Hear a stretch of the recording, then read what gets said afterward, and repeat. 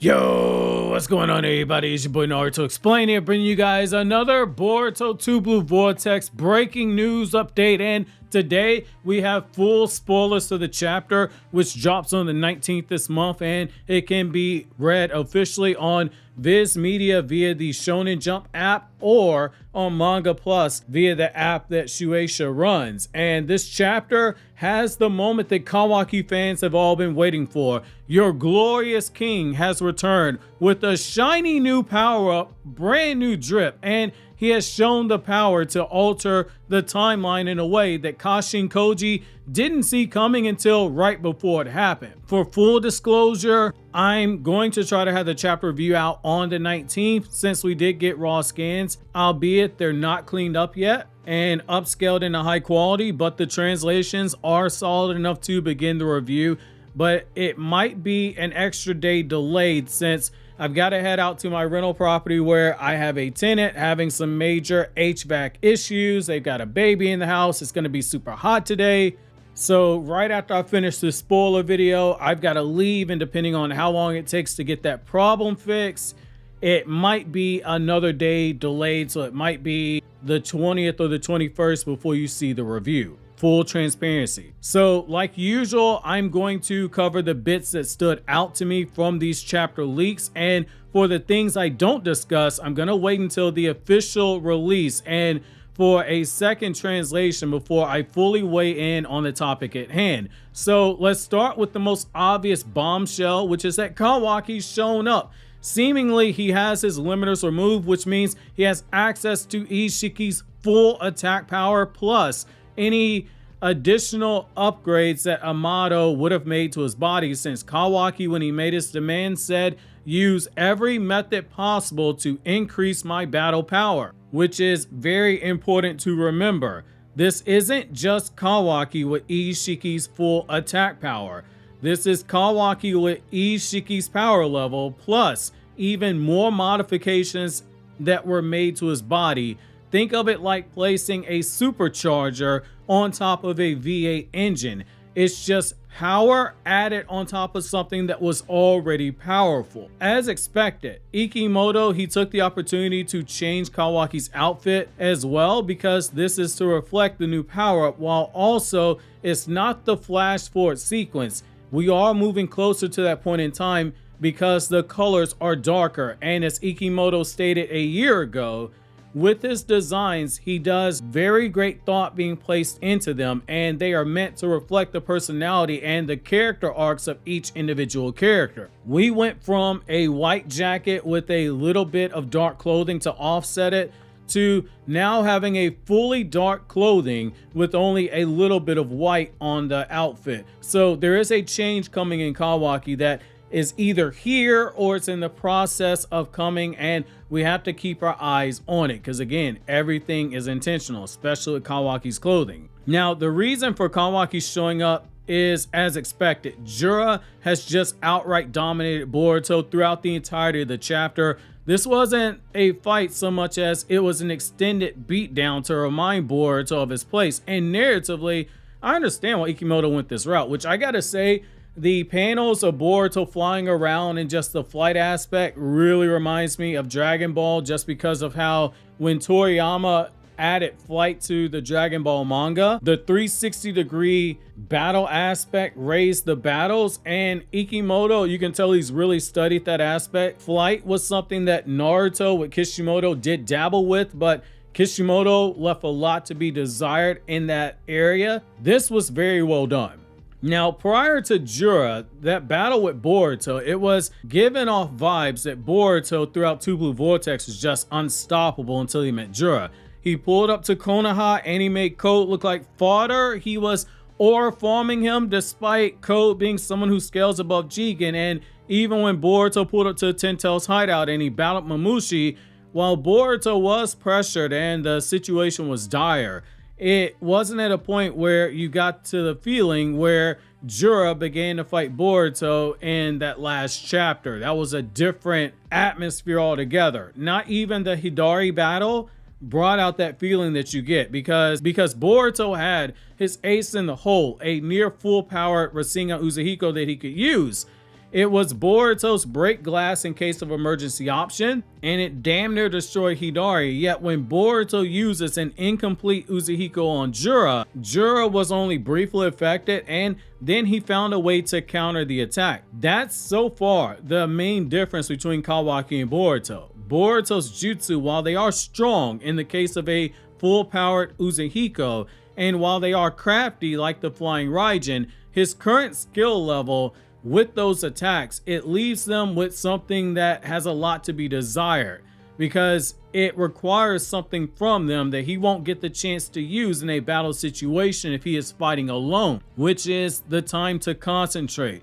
It's very similar in some ways to what Jiraiya went through when he realized he needed to go into Sage mode to fight pain, and he had to use all these various different methods to buy time to gather nature energy and get Ma and Pa Toad there to assist him in the fight. Rasengan Uzuhiko needs forever to fully charge up, and teleporting long distances with the flying Raijin takes Boruto forever to concentrate, over a minute according to the database. Things that become extremely hard to do when fighting alone. Even using shadow clones comes with risk because number one, shadow clones split chakra evenly, and against someone like Jura, if you make 2 clones, you are very vulnerable sitting there because you only have 33% of your chakra until the clones are dispelled, and the other 66% is split between the 2 clones that are probably getting destroyed easily. And for Boruto's jutsu that require high concentration, it's already established in Naruto's manga. The more concentration your jutsu requires, it directly impacts your use of shadow clones, including the effectiveness of them as well as the number of clones that can be made. Something that is often overlooked, hence I see a lot of comments of why doesn't Boruto use shadow clones of Uzuhiko or shadow clones for the flying Raijin. This is why. Whereas Boruto has that kind of a handicap, Kawaki is appearing with maximum level aura. He's shooting chakra rods right through the skull of Jura. He's having them shot through the guy's eye.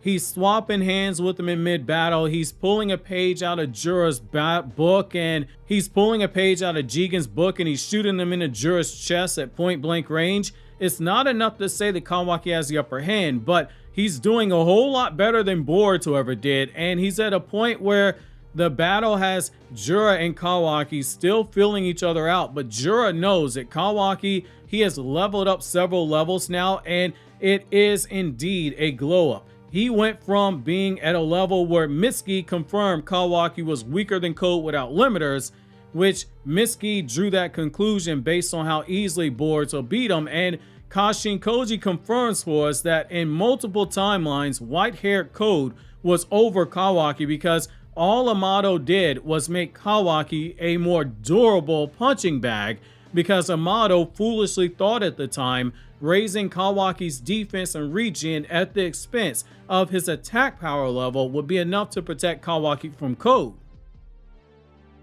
For such a brilliant scientist, this was a major error, which is why it had to be corrected.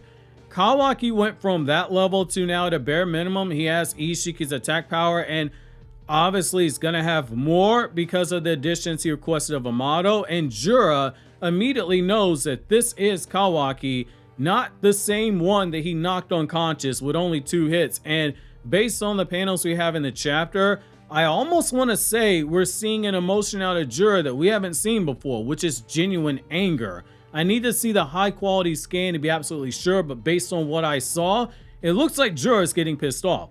Think about it. Jura already has assessed Boruto as being strong enough that he needed to be eliminated, and now Kawaki has surpassed Boruto in power, which somewhere Code is probably going, "You stupid tree, I told you so," since he literally demanded to know why Jura was playing around with Boruto and Kawaki instead of just capturing them when he could, and Jura's whole answer was, "I have other interests besides capturing these guys," and it's coming back to bite him pretty hard. Basically, Jura, during the span of this battle, showed the same traits that Code and Jigen and Isshiki have each shown, which is when faced with a shinobi who is weaker than them, instead of treating them with the respect needed to finish them quickly, they play around.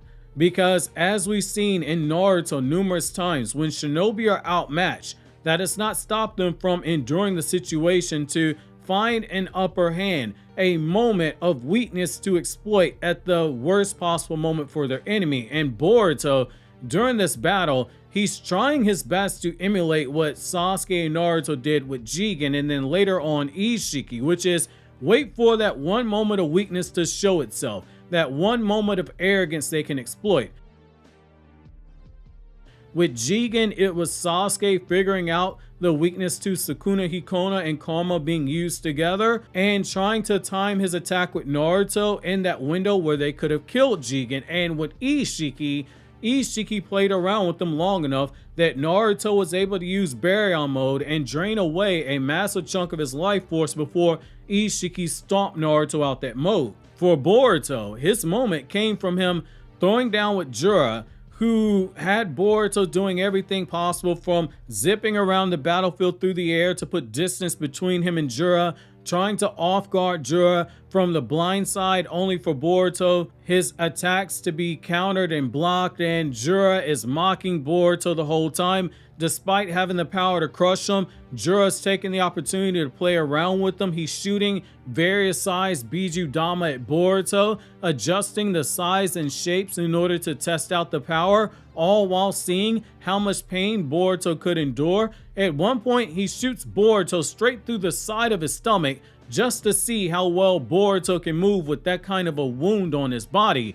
Boruto did everything from throwing kunai at Jura, which were marked with his flying Raijin, to teleport behind Jura, and Boruto, for all that mid-air dodging, avoiding Biju Damas, attacking from blind spots, using flying Raijin, using purple lightning, the most he was able to do was cut off Jura's foot, which literally earned a good job remark from Boruto's enemy Jura before the guy regenerated his foot and continued to beat the brakes off of Boruto. At one point, he is mocking Boruto for his speed dropping so low, which, you know, Boruto in that moment wanted to use that smart mouth of his to say, of course, I am definitely moving slower because no shit, Sherlock, you shot me with a Biju Dama. This is also where it gets very interesting. As Boruto's battling Jura and is losing, it's getting to a point where even Ada has realized that Boruto's going to die, and she's screaming at Kashin Koji to do something. And